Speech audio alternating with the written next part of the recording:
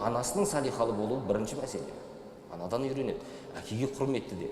Әрі мына нәрсе бар, біз өзімізді кейде мына нәрсені жасаймыз. Кіші балаларымыз ерке болғандықтан үйге бір сыйлық алып келсеңіз де, ана кіші бірден жармаса, кіші балаға бірден береді. Немесе үлкеннің қолындағысын алып қойып, кішіге бергіземіз.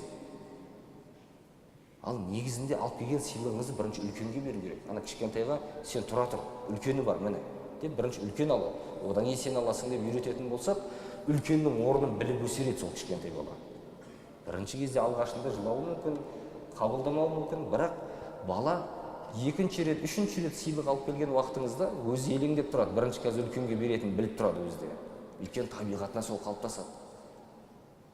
Міне сонда барып үлкеннің орны белгілі болады. Кіші өзінен гөрі үлкен адам тұрған кезінде ағасы болсын, әкесі болсын, қайсысы болса да үлкен келіп тұрған уақытта бірінші үлкенге берілетіндігін бала түсінетіндігі. Кішкентайынан баланың қаперіне құйып отыру керек осы нәрсені.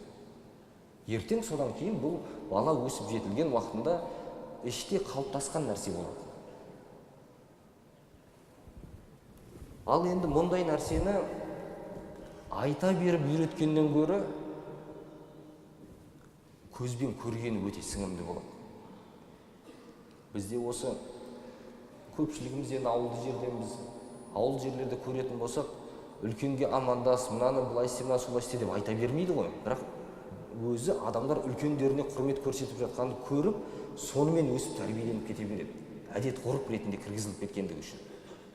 Кейбір әйел кісілерді көресіз, үлкен кісі келе жатса, есіктен шықпай тұрады есігінің алдында.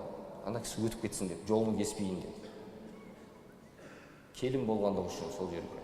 Соны көреміз, бұның барлығы әдептенеді. Исламның әдебі осы еді. Үлкендеріне құрмет көрсетіп, жаңағы